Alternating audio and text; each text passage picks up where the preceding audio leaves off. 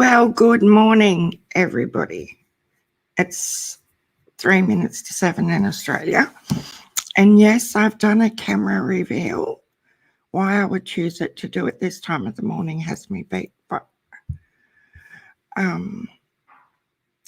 we're just going to go with it, whether I'm half asleep or not.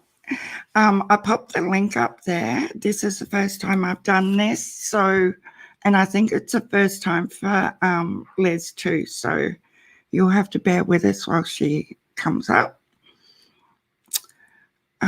She's a little bit bewildered as well, but we will get there.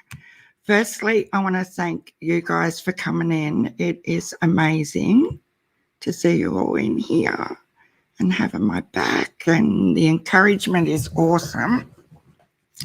A bit of a trigger warning to start with. Oh, I don't feel amazing, group. I'm not an early morning person. I got up at 5:30 a.m. and normally I'm like 8 to 9 a.m. So this is... Hi, Daisy. Hi, Josie. Hi, Stella. Griff, of course. All my girls. Oh, here we go. Here's Liz. We'll add her. There she is. I'm going to switch technology because this is my iPad. Yeah. And I have a better setup on my iPhone, so I'm going to switch really quickly. Okie dokie. You're cleverer than me because I don't think I could switch anything. Well, I'm learning this today, so this is my Redneck Tech 102, I guess, because yesterday. Hey, there we go. Okay, so now I add to stream. There we go. There we go. Okay. Thank you so much for coming on. I'm so excited because I hadn't heard of you before. Nobody has. I live in Tennessee. Yeah. And someone tagged you in my comments section and said, have a look at this lady. She is a wealth of knowledge, and I think we could all learn a lot.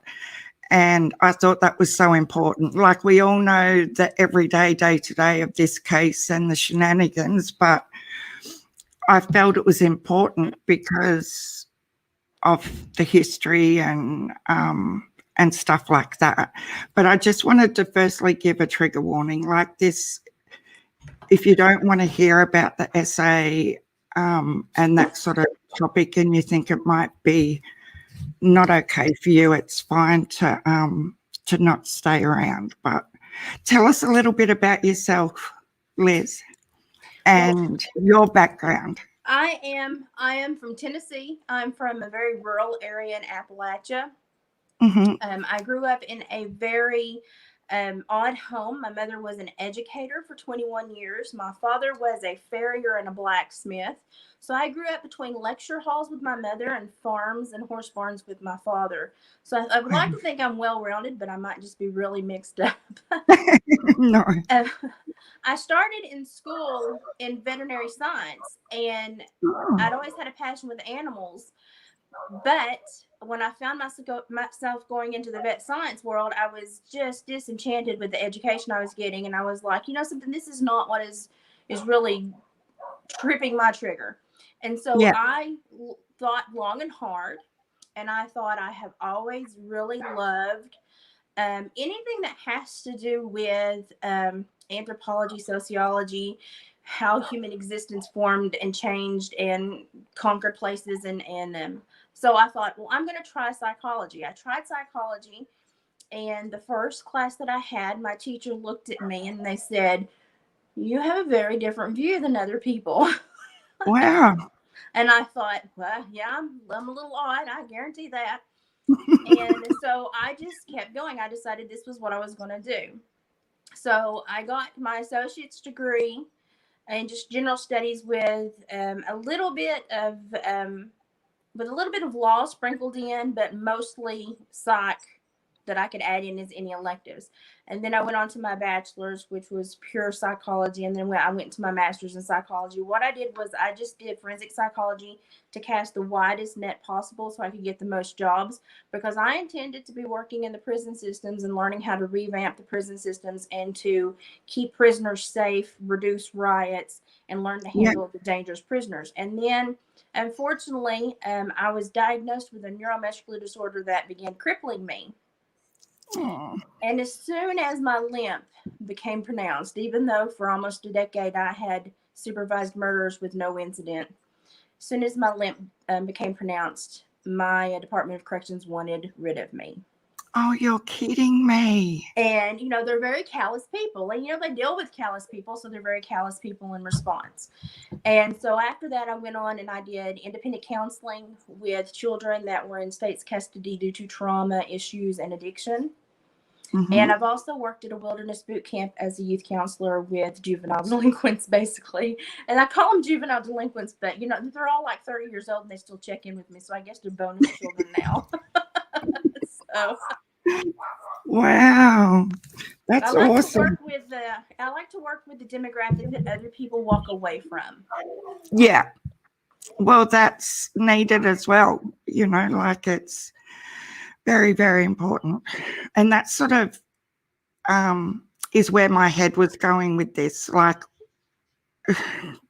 if they are treatable and can it get better, you know, after they've been institutionalized and that sort of thing, you know?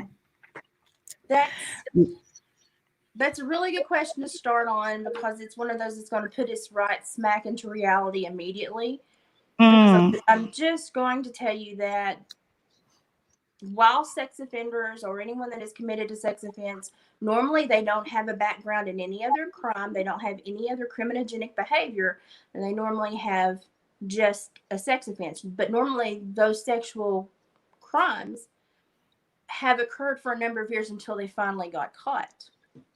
Right. And then when they get caught, they go through a very intense program where they go through a lot of mental health, a lot of therapy, a lot of individual and group therapy. They have lie detector tests annually, and wow. You know, most of them are GPS to where we can watch them anywhere on a radar, except for when they go into a Walmart. They blip off the radar in Walmart, I guess because of the structure of the building. Really? Oh, I didn't know that either. Just That's so strange. Crazy. Yeah. But, most of them have wear a GPS device upon release from prison for somewhere around 3 to 9 months. Some of them longer, depending on their crimes. But I will say that while I have seen them learn to productively live in society and follow the rules, I will tell you that the underlying cognitive distortion that approves their behavior to have that deviant sexual attraction to someone they should not, it never goes away. Yeah. They just learn to mask it. Yeah. It's it's scary. Okay. It's really scary. We don't know if it's a prefrontal cortex issue that is a developmental issue. We don't know if it is something that is caused later in life, or if it's purely trauma-based, which a lot of people that have these issues do have a lot of trauma in their life. But I will say that like Bucharest and Montreal and, you know, like Germany, Europe, and over through there, they're doing really good studies right now where they're actually mapping the brain, and they're putting these offenders into a virtual reality, not with a real person, but with a virtually made person that they like.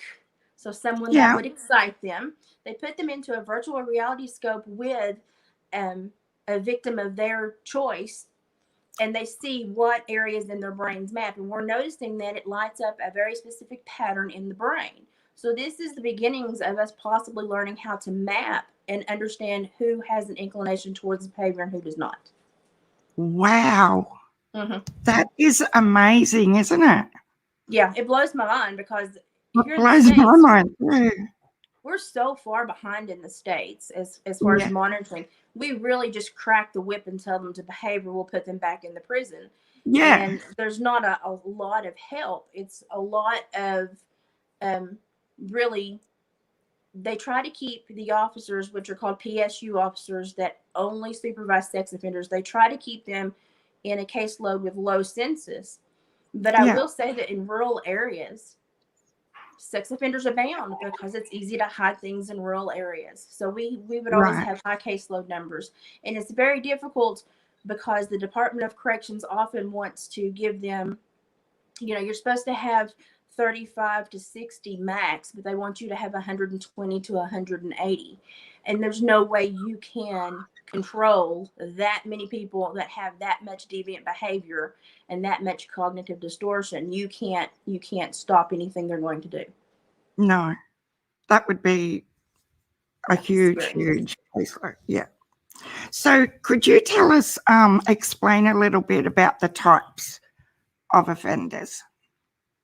There are really just 3 types of offenders. You can break it down into many more categories, but there are really 3 types of offenders. And they call it paraphilia. There are 3 types. The first is people that offend against adults. And that's normally violent. Mm-hmm. And there are the type that offend against children. Yeah. Those are normally non-violent grooming scenarios. And then there are the type that have the fetishes, that may have the logs and logs on their computers of specific types of pornographic material, or may do the what I call non-contact sport of voyeurism or exhibition. And a lot of people don't understand that frauderism is actually a form of SA. And what frauderism is like when you're on the subway and that man bumps up against you and you know it wasn't an accident. Really? That is frauderism. And that can actually be a form of SA that can be reported and actually have legal action. Wow. Yeah, and many people just are not aware of these things. Look out if someone bumps into me. I'm after him. I'm a big burly woman. If y'all have seen my videos, you're going to hear my dog play with his toys. He owns my house. Just ignore him. But I was at a concert, and it was fairly friendly people. It was a smaller concert, and I was at the front row. And because they had allowed me to be at the front row to hang onto the barricade because my legs were not the best that day. Yeah. And this man that was claiming he was drunk was behind me. He was claiming he was drunk, though I watched him. He never left for an alcoholic beverage. He never moved. No one ever brought him one. But he kept bumping up against me. Now, I was the 41-year-old woman at the time. And he was maybe 24. And about the 4th or 5th time, I turned around and I said, "You've had more contact with me than my husband has in 6 months. So unless you're going to pay my Jeep payment and my mortgage, you need to move your butt." Good on you. And so that's what I tell women all the time. Those people that do the voyeurism, the exhibitionism, the frauderism, the bumping, rubbing, pushing up against you, they don't anticipate a response. They've got a scenario in their head, but they're really chickens at heart. So if you turn around and you tell them about it, they will normally retreat because they want this, eroticism in their head. They don't want to actually live it out. Yeah. And so if you respond, you normally ruin their vision and they leave. And he left. Wow. That is insane. But most women don't know that. No, I never knew that. They think they just have to deal with it. Just deal with it. He'll stop in a minute. Turn around and address it, because 9 times out of 10, if they are one of those 3 types, they don't want to actually have contact and interaction with you. They just want to have that little bit that feeds their fantasy, and then they go away. They're actually very terrified of being pointed out and addressed. Insane to me. Like at 56 years of age, I never knew that was a thing ever. Yes. And I've educated so many young girls about that, because I want to talk to you about they're in community events, and and frauderism, voyeurism, and exhibitionism normally starts between the ages of 13 to 15 and normally stops around 25. But it's because Yeah. at 25 they then normally, if they're going to continue, they become a violent contact offender.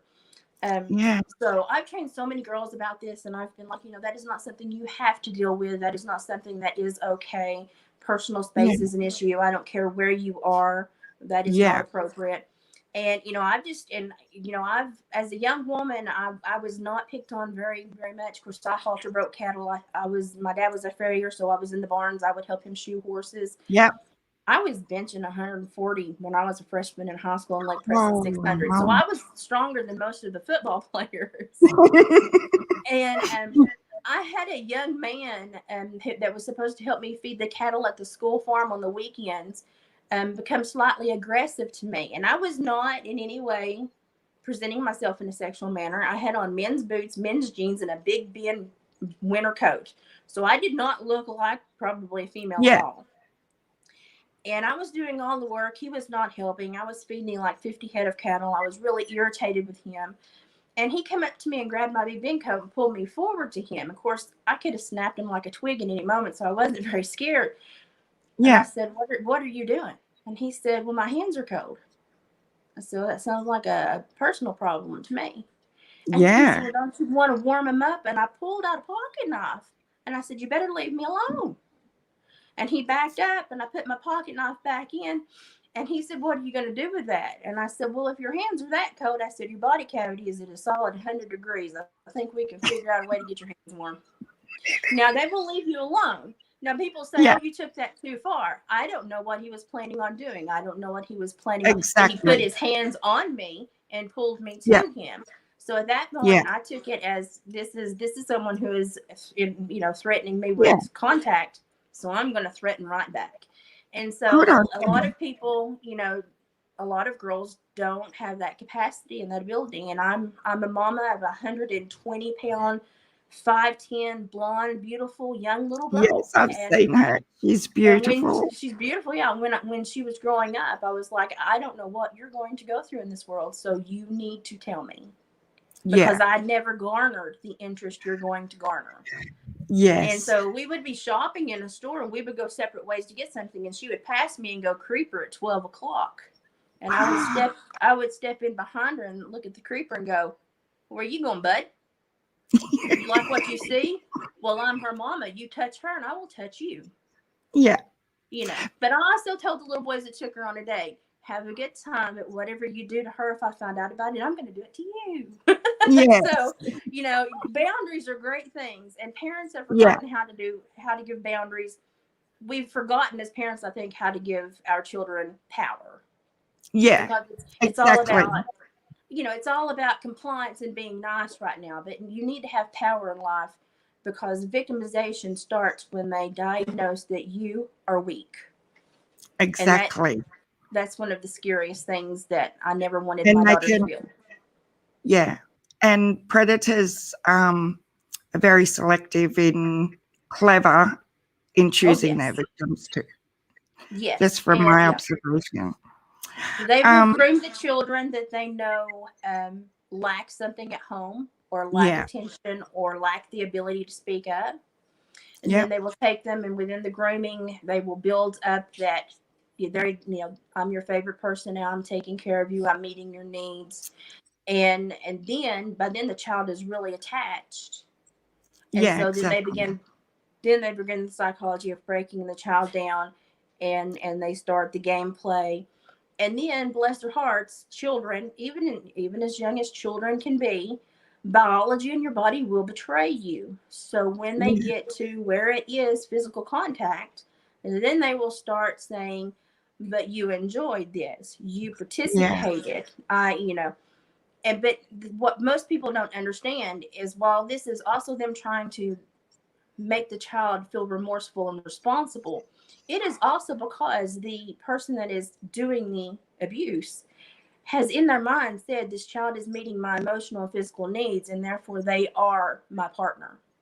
Exactly. And so they're treating that child like they would treat someone of their age that would be a partner, but that they're just And not we've attracted seen to that. people their age. Yeah. Yeah, It's we very have seen. distorted. It's very sick. Yeah, it really is. So I've just got a couple of questions written down. And do you think, because I'm so sick to death of hearing that Don Wells's history with his stepsisters and everything is not relevant. Like, It it's is. driving me mentally insane to He hear had a these people traffic ticket.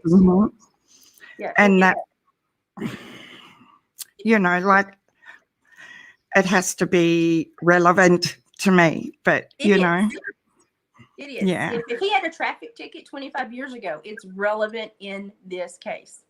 yeah, Any behavior that this man has exhibited in his life, any contact with law enforcement, any reports to law enforcement, any blips that show him being inconsistent with compatibility to society is relevant in this case. And now I'm one of those people that, you know, he's not guilty until the judge slaps the gavel. yeah, But I can look at the information that he is giving himself, and I yeah, can say he is admitted to being an abuser. yeah, outright, you So know, several therefore, times.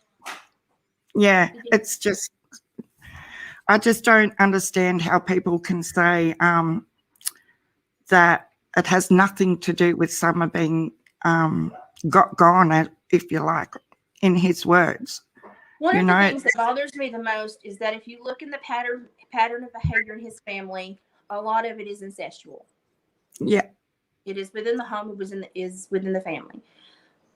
The pattern of behavior for people that normally and predominantly abuse within their family means it stays within the family. And yeah, it is because they have maximum capacity for control. mm-hmm, And so they normally, someone that is incestuous by nature with their victims will remain incestuous by nature. They very rarely branch out. Those are the ones mm-hmm. that really lock into that category, and you won't see them change from incest to taking a child from another family, or going and after an older woman on the street. They stay locked in where they feel comfortable and they know Yeah, they have that complete control.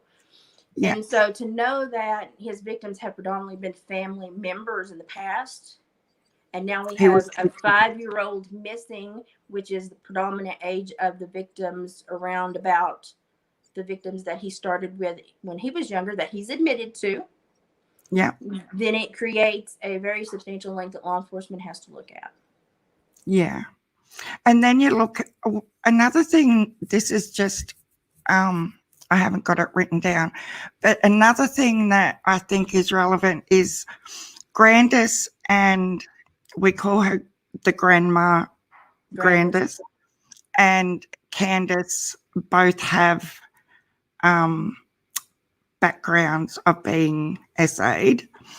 And, you know, it's become more vocal the last couple of weeks that grandma just thinks that's normal. And, you know, it worries me that if Candace knew, would they just have that mindset that, oh, this is just what happens, you know, and dismiss it? The incestuous form of abuse does carry a greater burden for a family to hide it, to be shameful to hide it, and to normalize it. I think Yeah. it was Candace's stepfather that actually went to prison for incest. Yeah. So we've got incest on both sides of the family. We've got Yeah. 3 generations of SA, possibly more if we could probably dig. If the senior Don Senior was not dementia ridden, we may find out more. I Yeah. question if that could be possible because he actually impeded or stopped the reporting of the essay that he was told about. So that triggers me to go, that probably means he was not wanting police around him for some reason as well. Yeah.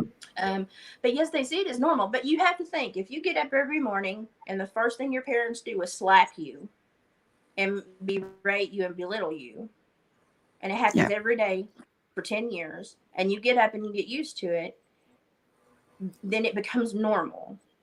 Yeah. You know, it's and children that are in that don't get good socialization, that don't, you know, even school is not good socialization anymore. School has become a very fickle thing in the last decade or two. It's kind of changed. Teachers don't care. There's not as much reporting that happens from teachers, who are mandatory reporters, by the way, and they Yeah. just turn a blind eye to a lot of behavior. But so school is not the big socialization kick that it used to be, where kids felt safe enough to share things. So these kids really have no safe space, and the only normal they know is this treatment. Yeah. So they will not be able to break away from it until they're adults and can leave. But by then, it's normalized to a point that it's also normalized through their pubescent years. And Yeah. so most of them just normalize it and go, and it's a continued treatment. It's Yeah. just a continued path. So it's very Hmm. sad, but it's very sad for me to say that kids that are raised in this, they're very resilient. And I have a very strong faith that the young boys that have been removed are at an age where they can absolutely 100% relearn what a family is, and what a family, Yeah. you know, what a family motive is, and how we function within society, Yeah. because they're at a good age to where, you know, kids until they're about 13 are like Teflon. It just kind of slides Yeah. off. It might Yeah. stick and hurt, but it's going to slide off eventually. But once we Yeah. get to those 12 to 15, that's when things really start harming us mentally and emotionally, because Yeah. our brains that form from the brainstem forward, the last things to form are our socialization skills. So kids can overlook a lot because they can't put it together. They don't Yeah. understand the socialization skills. So they can just kind of go, I don't understand that, so it's not going to stick. And that's Hmm. how I'm hoping those little boys are going to, Yeah. you know, get out of this. And so I'm hoping that they're at that prime age where a good placement, good therapist, and a good support team are going to really do just a world of good for them. Yeah. I've talked about this in a few of my lives. I was an SA. I wasn't. I am an SA survivor, and it started when I was 3. And obviously, I didn't start to tell until I could verbalize it. Mm-hmm. And when I did tell my mum, her and the stepfather would take me shopping. And I'm not joking you. They would take me Ooh, shopping and buy me you gifts. had a Okay. buyout. And then I'd get dropped to grandma's. So I spend a lot of time living with my nan. And then after a period of time, I'd go back to living with mum. And the same thing would happen again. And this went on until I was about 11. And um, I've never said this to anyone, so this is big for me. But when I was about 8 to 9, my mother actually joined in with the SA. And that's why I asked that question about whether Candace, that's what I went through. So I do know some females are capable of that, of actually being a part. And I'm not joking, she was a part of it, you know, where I had to be with both. So I do feel that these things can happen even at 5, Absolutely. you know. But Absolutely. where I was actually going with that is because I did have that separation where I was with them for periods of time, it was like a domino effect, you know, and I would go back to live with Nan. Mm-hmm. And my auntie actually lived there too with her 3 daughters. And I had that normal life with Nan and my auntie, and I call them my sisters because I spent all my young years growing up with them as sisters.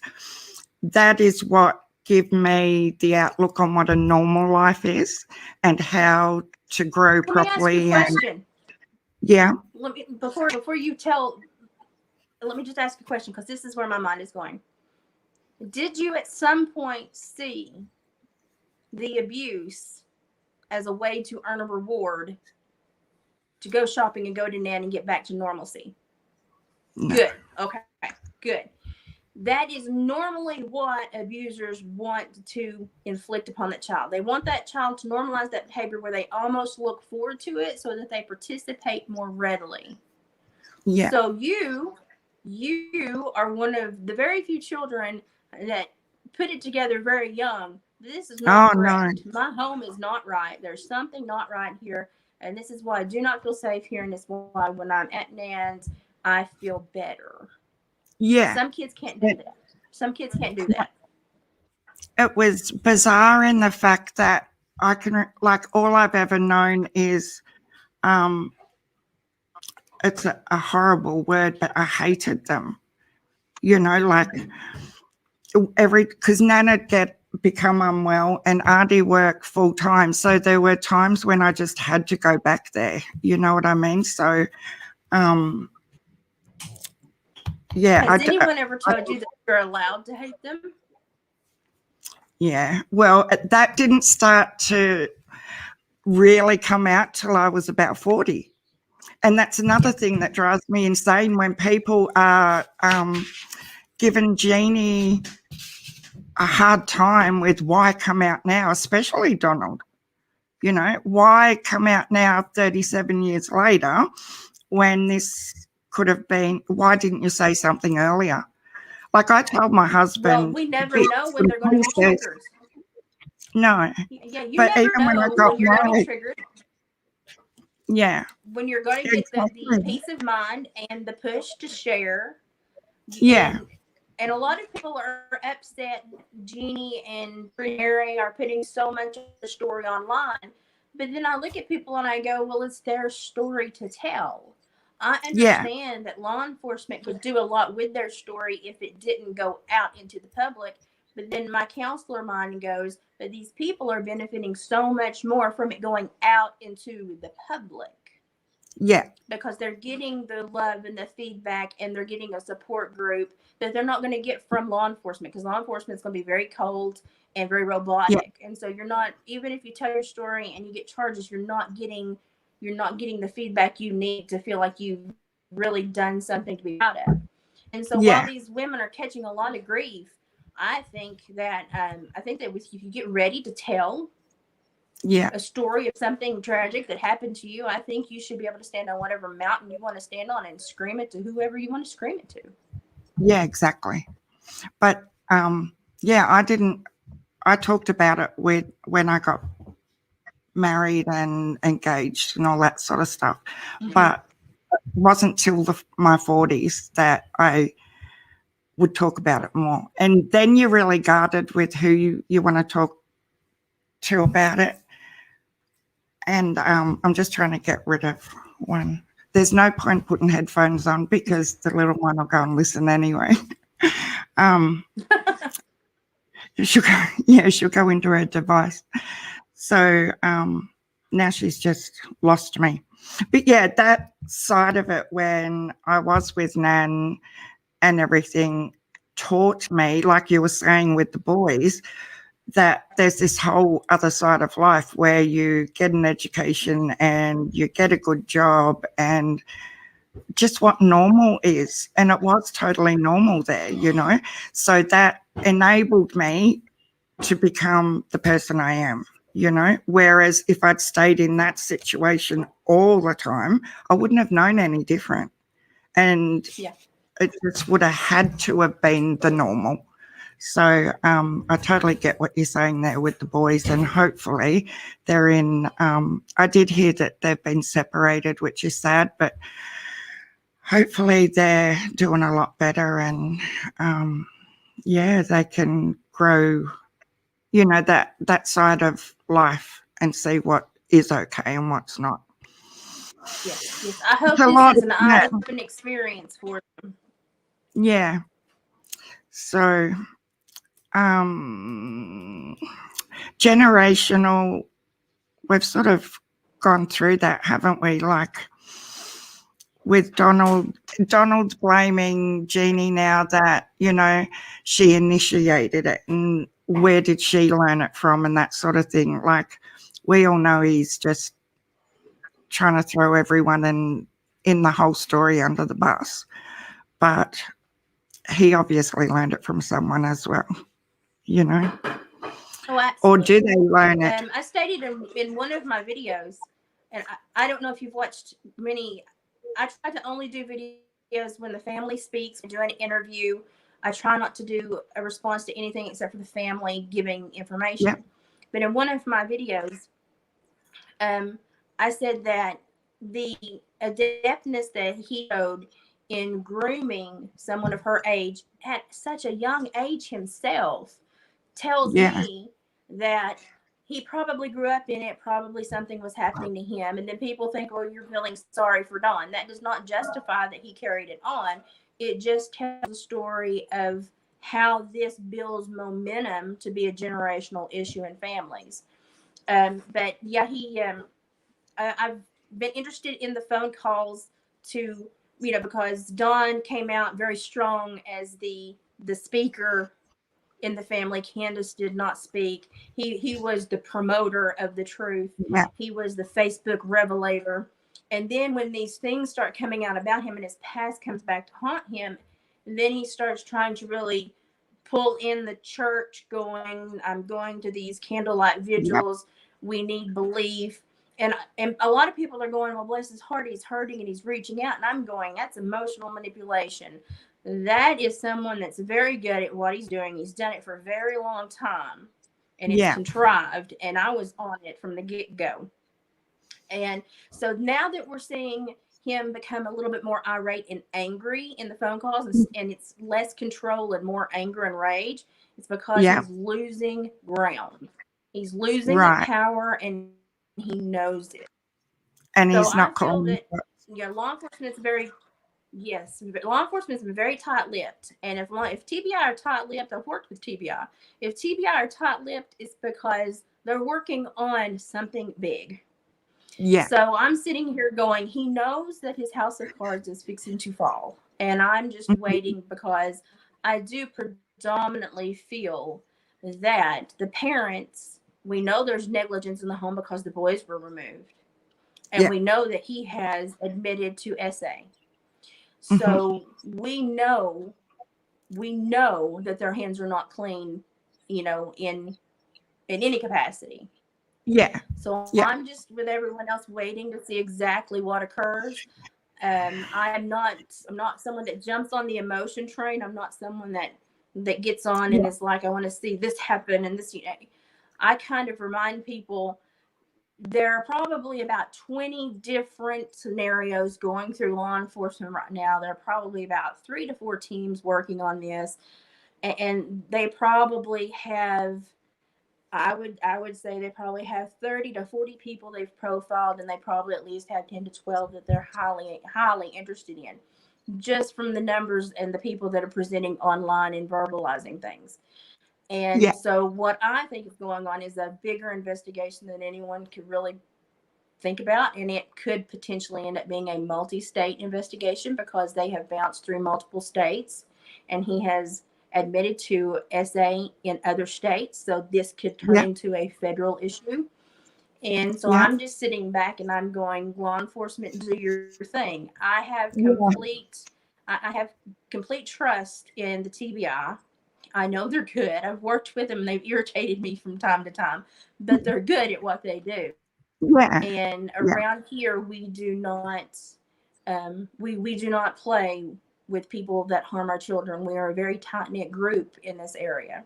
So Yeah. I am just kind of sitting back and waiting to see what is presented. But I Mhm. really do not like the emotional hype that's going on with the YouTube I creators right know. now, I know. It's and the insane. attacks, and it's just nasty. Yeah. Oh, there's it's there's been no a reason to be circus. nasty. Like, I've followed cases all my adult life, with technology, it's made things so much closer, so you feel like you're right there. I can remember with Megan Boswell's case, and Yeah. I was on a live, and we had people sitting out the front of the sheriff's office, and it's like you're literally sitting out the front of the sheriff's office. So the distance doesn't matter anymore. So, yeah, it makes it more I did a body intense. language read on Megan. I did a body language read on Megan Boswell. It's in my playlist if anyone wants to go read it. Cool. Guys, I would like to say I'm pretty good. I nailed it. Yeah. Yeah, that was, oh my God, they found baby Evelyn on my birthday. So I was just shattered. Well, Yeah. every day that can remind you to send up a prayer for her. Yeah, exactly. Every year you can be reminded to do that for her. Yeah. So, okay, what was your emotion after you listened to the phone call with Candace to Mary? Have you listened to that? I thought I'd pay for a show that I was very upset that didn't go as well as I thought it was going to go. Yeah, and that goes back. Like I'd been gypped out of my entrance fee. I know. What I heard was just complete, theater. It was just pantomime. It was, I need information. I'm apparently desperate for information, because you don't start pulling crap like that. If you're a person of interest in a case, you don't start pulling crap like that unless you're desperate. And so I'm sitting here going, this is good. But I think Mary handled it well, because she didn't really feed into it. She was kind and she was gracious, but she didn't feed into it. But she gave Candace plenty of time to say whatever Candace wanted to say. Yeah, exactly. And I was just like, I hope that the people that are doing this in a legal manner, so that these things can be exhibits admissible to court. Yeah, that's the only thing that all this stuff that's going on the internet and all these phone calls. I hope it's being done in a legal manner so that it can be admissible in court. That's all I'm concerned about. But I purely think that was just absolute theater. It was rehearsed. It was fake. It was done to apply pressure, and try to make somebody else break. But when you're trying to do that, it's because you're breaking yourself. Yeah. So I know that their world's falling apart. But there was none of that emotion or anything like that since Summer has disappeared. Oh no! That's the only time I've ever seen Candace upset was when she said that it was hard to watch her boys wake up and cry because her sister wasn't there. And I thought, that's the only emotion I've seen out of you. If somebody took me, like Chris McDonough, took me to where I last had my daughter for a play date at a swimming hole and asked me to go through the scene, I would break down remembering every minute detail. Yeah. So I can, and a lot of people, you can pawn off a lot on drug use. You can pawn off a lot on mental health or mental illness. You can pawn off a lot for possibly even developmental delays and stuff like that. Yeah. But if a mom will react differently than what she has reacted. Yeah, and that's what I was going to say. It doesn't matter how well educated you are or anything. That emotion should be there for your baby, but she's got all the emotion there. Yeah, and that's a lot. Where a mom is a mom. Exactly, and that's why I go back to that thing about if Candace knew, did she do anything about it? Because I don't know. It just all keeps going round in a circle to me, like I see parts of Candace. That concern me, because I see parts of Candace that show that she is possibly an abuse victim herself on a multitude of levels. But I see parts of Candace that she takes advantage of others willingly. So I know she not only is a victim, but she is using those tactics on others willingly and doing so for personal gain and personal satisfaction. Yeah. So I see a lot of sides to Candace that I don't believe Candace knows who in the crap she is. I don't believe Candace knows. I I don't believe Candace is developmentally. I don't think she is anywhere near her years and age. No, And I've said that. I believe that, yeah, I believe that potentially there has been some substance abuse or something else occur that impedes her. But at the same time, she obviously can take care of a family to some degree. Yeah. And so the emotion, the emotion that I see that is vacant, that is not there, is a huge red flag for me. Yeah. Yeah. Okay. We might see if we've got any questions. Do you want to tell us about your channel as well? My channel was started after I became disabled. Um, I was spending a lot of time just looking for people like-minded on YouTube. And I was doing just some funny things or some thought-provoking things. And then lo and behold, this is going to be the strangest thing ever. Lo and behold, a couple of years ago, there was a young man in our area that is a country music, like hip hop. I hate to use that word. Yeah. He's a music man, and his name is Ryan Upchurch. He was accused of molesting his girlfriend of the time, and he was very adamant. Came out, wanted to deal with it right then, wanted to talk about it. And I had noticed some of the behavior in the young females, because she was a musician as well, in some of her lives, with his fan base picking arguments, creating a divide, and I thought, that's what she wanted his fans. She wanted to create an issue, make him lose fans, get above him in the charts. And I thought, that is so crooked. That is so mean. So I did a video and I said, listen, this is the psychology behind what this young lady just did to you, why the relationship was not successful, and why you need to avoid anyone that IDs like that ever again. Yeah. And lo and behold, he saw that. Wow. And he was like, oh my gosh, that I learned a lot. And he responded to the video. If you get on the look, he responded. It had like 30 or 40,000 views. And I was like, boom, I got viral. And he was like, you're absolutely right. Well, then he started having trouble getting out of that relationship and establishing new relationships. And I was like, I can tell you why you're having a problem in 3 minutes. And I did a 3-minute video. And it was just me going on a Mama Liz rant about this is what you're doing when you should be doing this, and this is what's happening. And I told him, I said, when you go into the gas station and you want a bag of vinegar and salt chips, do you grab the flaming hot Cheetos? And he goes, well, no. I said, well, packaging, it helps, right? He goes, well, yeah. I said, well, it does in women too. Stop grabbing the flaming hot Cheetos. Well, that makes sense. Oh my God.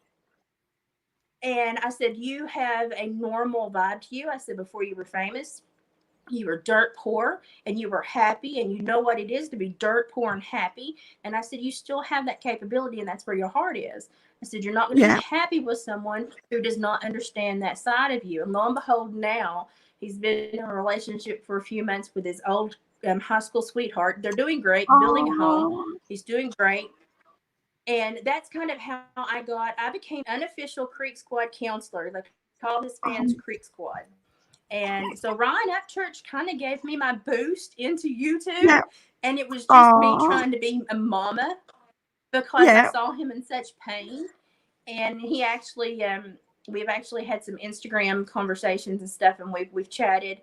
And we don't talk a lot, but he knows he can always call me if he needs me. And I will say that he is the sweetest young man. If you want to hear some good country music, go and listen to his last album. And there's another album fixing to drop. But that's how all of this started. And I started talking to moms about raising better daughters and moms that's what I wanted. Better sons. I wanted to talk to you about your advice for mums with their daughters, because I watched on one of your videos and you had awesome advice. Even things that we are raising our 2 granddaughters. They're now 12. We've had them for 7 years. One's 12, Mhm. one's 9. And there were things that you said that even though I've raised 3 of my own children and now 2 granddaughters, I hadn't sort of thought, oh, wow, I never thought of that, even at 56. So, yeah. Can you give us a roundup, like when you're in a social situation and things like that? I have I have a way of saying things, and it's Yeah, because I'm from the country, and I can say really nasty things in a way that it doesn't come across nasty, and I kind of run with it at this point. yeah, Um, but when that young lady, I'll give you an example. When that young lady broke up with the musician, she went all over social media trying to discredit his manhood, which I find vile and just shows your ignorance. I mean, it's just like low blow central. And so I got on, I did a video. It's like moms are now having these Katie Noel talks with their daughters. And I said, listen, young ladies, when you break up with a man, don't start talking about his dipstick not reaching the oil, because your mom is trying to raise a lady, not pit crew for NASCAR. yeah, And it's not, the moms know exactly what I'm saying, but it is said in yeah, a way where the younger generation can talk about it without becoming so um I don't know, timid and insecure and shy and bashful.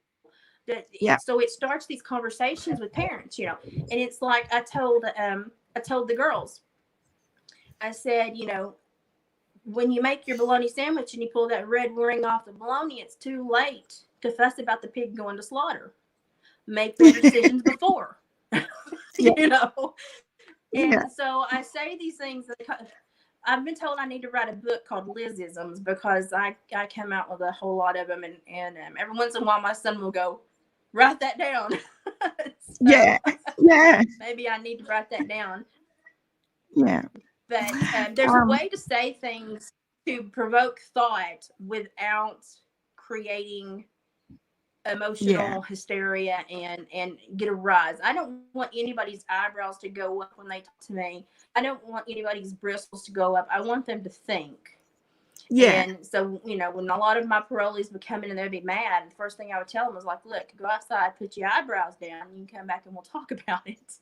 yeah, And so yeah, that's how I talk, and I think that's why people like my channel, is I can talk about really, really tense yeah, subjects in a manner that is not completely overwhelming emotionally. yeah, yeah, exactly. We might But see if little we've got any. girls, Yeah, I want little girls to follow me. I want little girls to grow up to be stronger women, because the little girls I'm seeing right now, that bothers me. yeah, It me bothers too. me. Has anyone, I'm just looking at the chat, see if we've got any questions.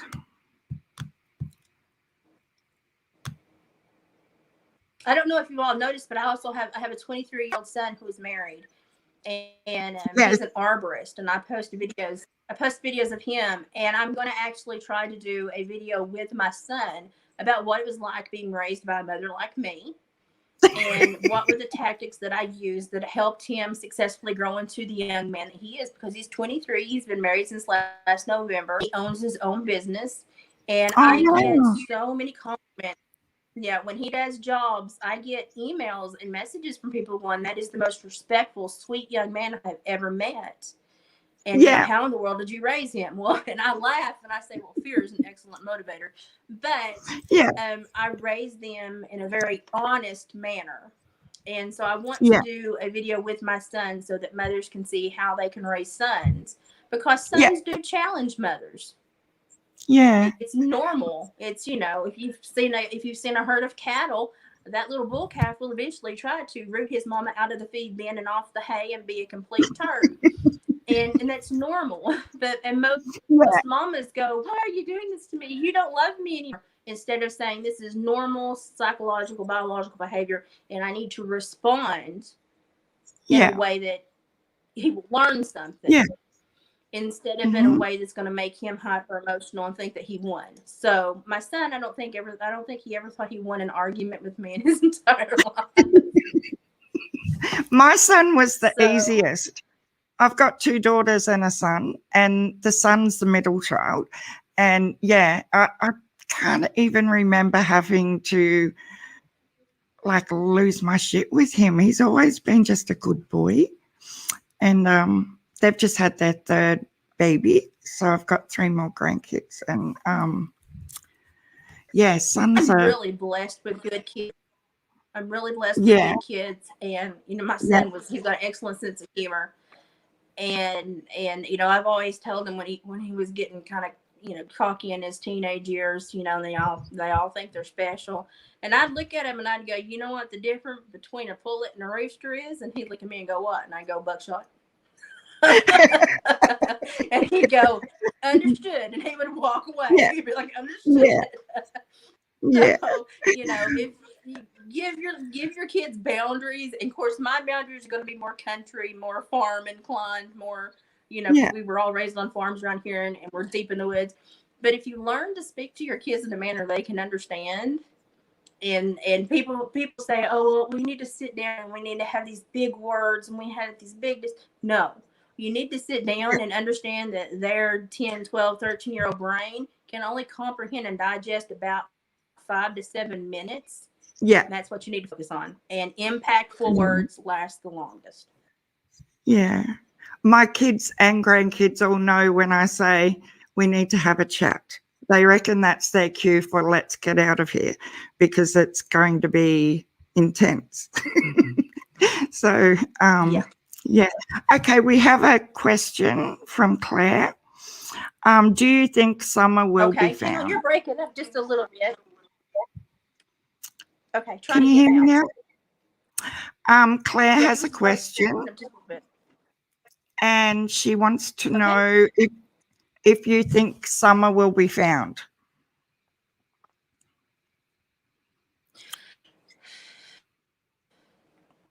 You can't hear me? There's no nice way I can say this. Did you see my big breath that I just took right then? There's no nice way I can say this. And while I will always hold out hope that something remarkable in her, I'm just going to say that in my law enforcement career, watching what I have seen with my own eyes and understanding the cases that I have seen go through court about children, people do not normally return beautiful blonde-haired, blue-eyed little girls. Yeah. And so I am concerned. Yeah. And I'm sorry to say that, but I'm not going to lie to anyone and give you, like, I know there's a lot of people trying to drum up false hope, and I hope I'm proved wrong, and I hope that little girl marches out of the woods and just shows back up. But if all of the information that has been coming to light is part of this, then in that dick, those beautiful little girls are not returned. Yeah. And just because you'd have more awareness on it, if the charges are laid for the essay on Donald from Utah, what are the chances of him actually going to jail, do you think? You know, that would be something I would have to think about. That's something I want to pick my words very carefully. Would it be possible for you to Instagram me that and let me think about that for a minute and formulate a better response? Because we can do it. I will do a full video to that. Okay. So we can. It's one of those things that I could go a few different ways, and I don't want to get diarrhea of the mouth and say something I don't want to say. Yeah. Okay, that'd be awesome if you could, because I've been really wondering about that after watching Chris's interview, and now we know that Jeannie definitely has laid charges and the other 5 ladies. You know, I know that they've laid the charges and all that's happening, but yeah, in the back of my mind, I've been thinking, so I wonder whether he will actually be locked up, because he's obviously, from his phone call with Mary, he's going to say, I wasn't 18 and I was still a kid and all that. So would that just, would that go to a big trial, do you think? There are Don't know. juveniles that are charged as adults all the time due to their heinous Yeah. behavior. And I would believe that the words that he has stated, the openness of his admission to his behavior, I would believe that charges will be followed through. Now, when he will be extradited may be another thing due to what's going on in Tennessee, because Tennessee may want to hold him for a long time, and they may drag that extradition out for a long time. I've seen him really sit on it for a while. Yeah. But I think, he was acting really cocky in that phone call. Well, do it. I was a kid myself, Yeah. do it. But that cockiness comes from arrogance, and that arrogance comes from ignorance, and that ignorance comes from a man who has had control his whole life and has now lost it, and he doesn't know he's lost it. He's lost it. Yeah. That's what I was going to ask you about. That, like, when he did lose it on the phone call with Mary, and he let that mask down, where he's been portraying himself as this religious do-gooder, 10 commandment keeper type guy. Like, I sort of could read that the guy that was on the phone call is who I imagined him to be in real life, sort of thing. Yeah. And yeah, he does come across to me that he's always held the power in one way or another against everyone in his world. So it was interesting. He is not who he is truly, is probably not known to many people, because he puts himself into, society has so many, society is kind of like the stratosphere of the earth. There are so many levels. And Yeah. he has been able to manipulate through so many levels that he thinks he can just be a chameleon and go into any level and they'll believe him, and he can portray whoever he needs to be at the moment. But the moment that I knew something was absolutely wrong was the first time that he said, from an interview, he stopped talking to his daughter, stopped talking about what could be done to recover her, and said, well, we believe in the resurrection. And I thought, what? We just went way over here. Why didn't? Okay, now that like, for me, I was like, no. And if you go back to the very first video I did about them, my mind has not changed. The only thing that has changed is that now that Candace has been allowed to speak and do more, I understand more about her behavior and her participation.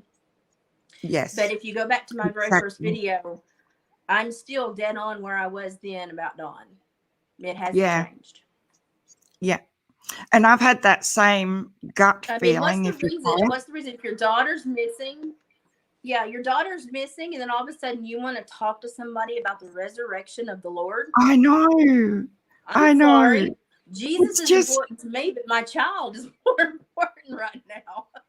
I know. I'll never, ever, for the life of me, understand that statement whatsoever. But that's when he was pushing, she's gone, like, from day dot. Yeah. So. You know when those pet owners hold the blanket up in front of their dogs and then jump and move and the blanket falls and the dogs are like, what the crap? That was what he was trying to do to the people that were interviewing him, because he was not able to keep the emotional cover-up going very good.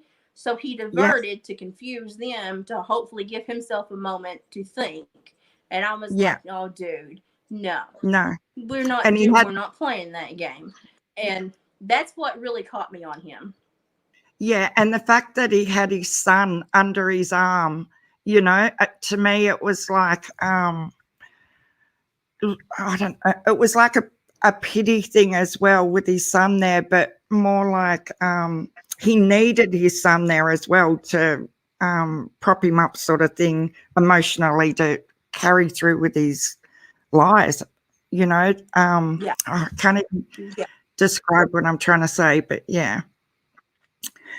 So Yeah, well, they're all part of the play. He uses them. He uses them as yeah, parts of his play and his world to get what he wants. that's And what that I is how he orchestrates. That's how he yeah, orchestrates his family. His family is his means to his end, and his yeah, end is whatever he wants that day. And yeah, I feel that strong. And at this, and people are like, well, you go in here, you say stuff, you talk big. I do talk big, but I know I have a long time working with offenders, violent offenders, and sex yeah, offenders. And to this day, if Dawn were to reach out and say, I actually want to change who I am, I want to work on these issues, then I would say, you know something, I will take you through a cognitive behavioral therapy course. I will take you through it via phone call, via face call, via I'll help you as long as I see you trying to overcome these behaviors. But if I keep seeing yeah, the manipulation, I will not help you. And I would help him 110%. And I've put that out there a lot of times. But people like that do not want help. They want to blindside people and they want to control people, but they do not want help. And yeah. so I'm at this point, um, I I'm not a fan of Dawn. No, That's the no, nicest I can put that. no. I totally agree. Um, yeah, it's I'm not just going a to say lot. like Like, he's, like other people have. Well, other people have gone online and been like, well, he's a piece of trash and he deserves this. And I'm not going to go online and say that because I believe no, if you get in the morning and you're breathing, you can change your world. yeah, But I will say that his continued behavior throughout this entire time, when his daughter should have been the focal point, tells me that his heart is not in the right place, his brain is not functioning yeah, correctly, and he's hiding something. yeah, exactly. I know. Um, okay, we'll see if we got any questions. Yeah, um, Claire's also saying that the church is just a cover. Um, the world are using this for attention and validation of whatever they stand for.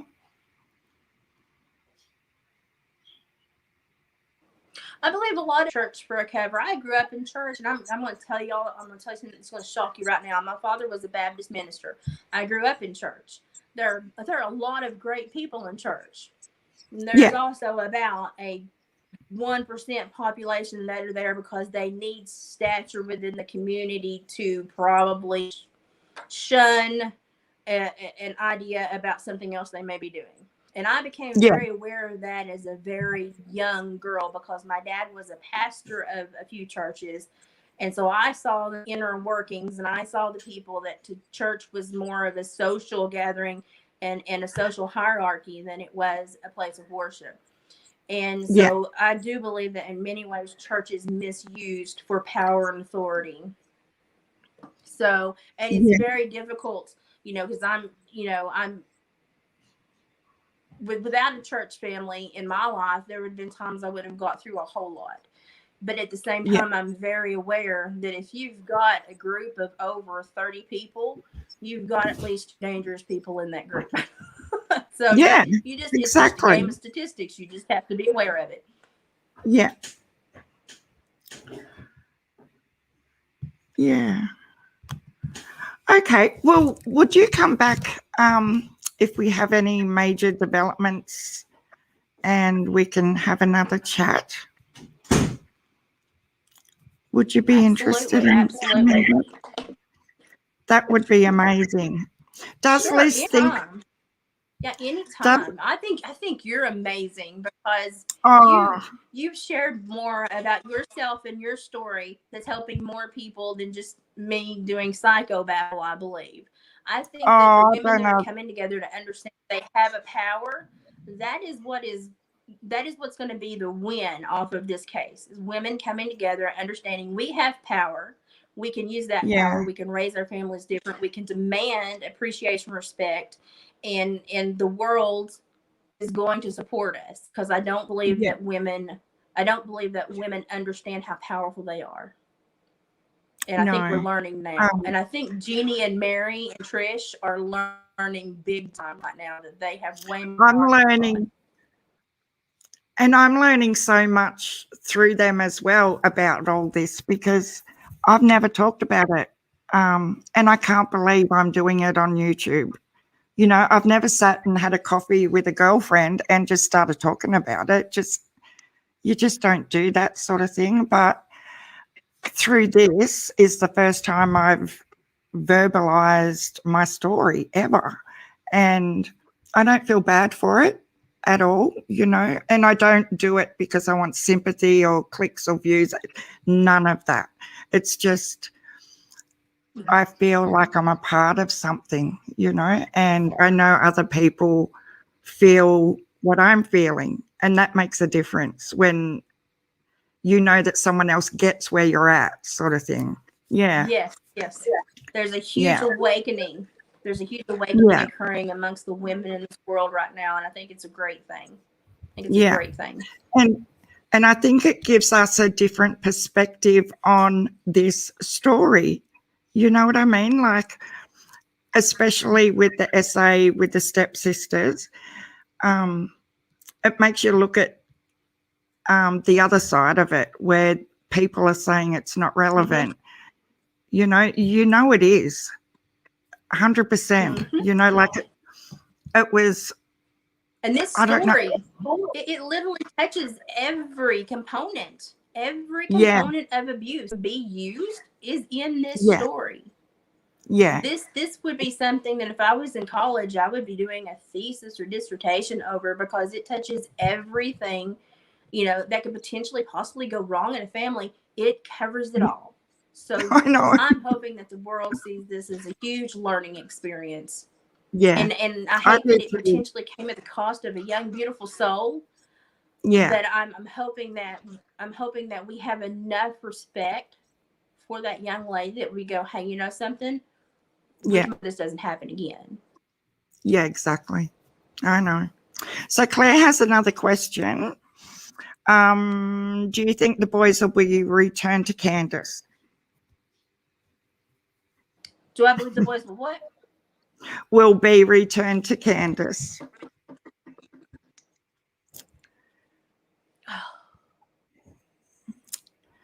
Yeah. Do I believe the boys will be in? I am blind. No, you don't. Well, okay, they're in. Do I believe the boys will be? Did you say returned? Yeah, returned to Candace. Okay, because it broke up again. You're Oh, halfway across. sorry. You're as far across the world as you can get before you turn around and come back. So we may be I know. having some tech issues. That's crazy. Here's the thing.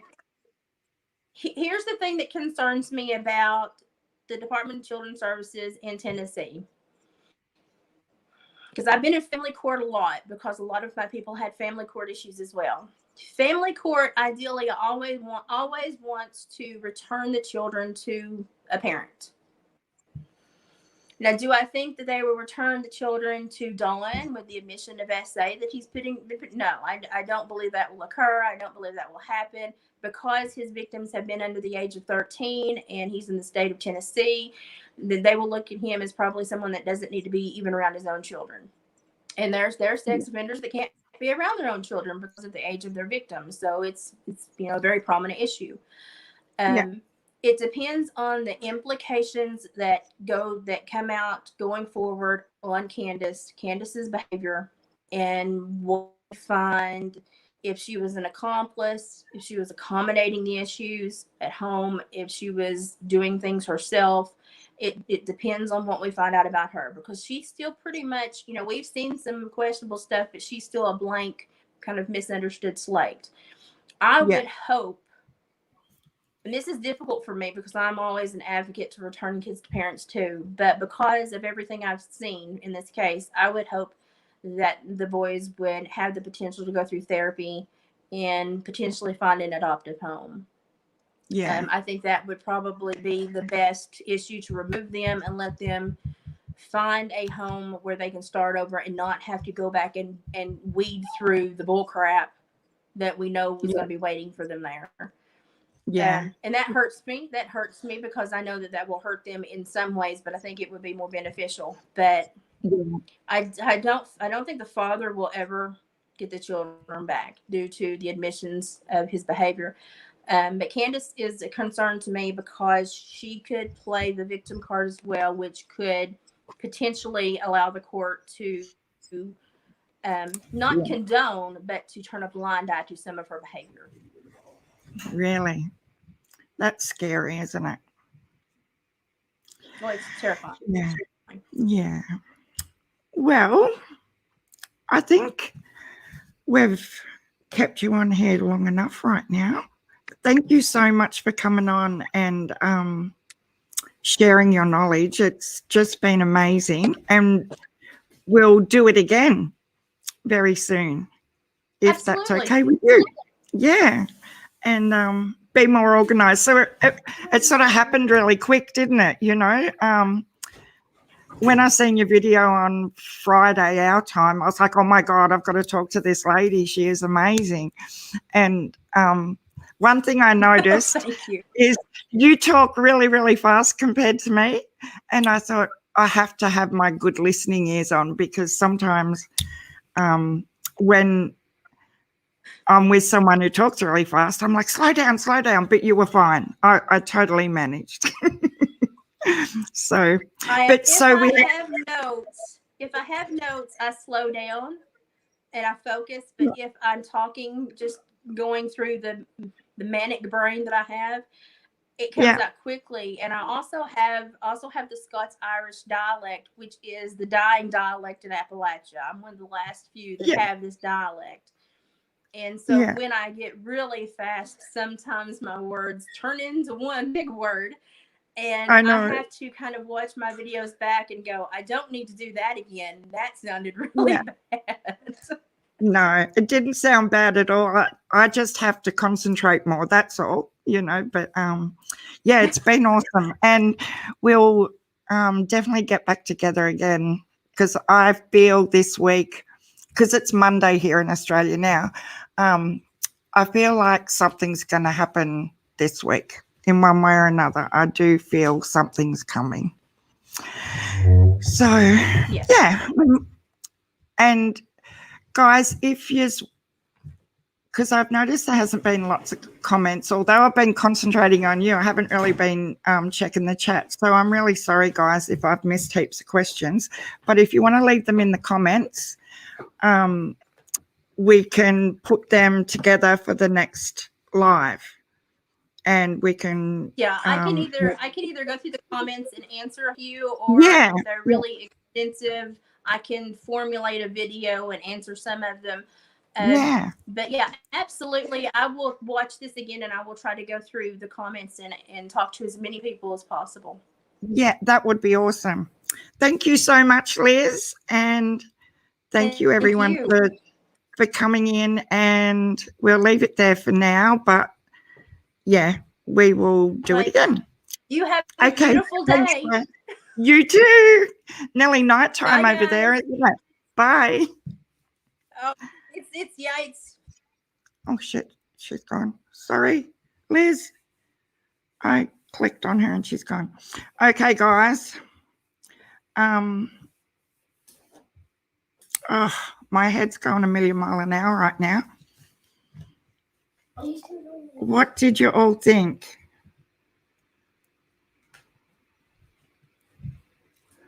So who have we got in here? Mama Bear, Dancing Moon, Griff's still here. Awesome. Maybe do Premiere to deal with lags. Yeah, that's a good idea. What big eyes?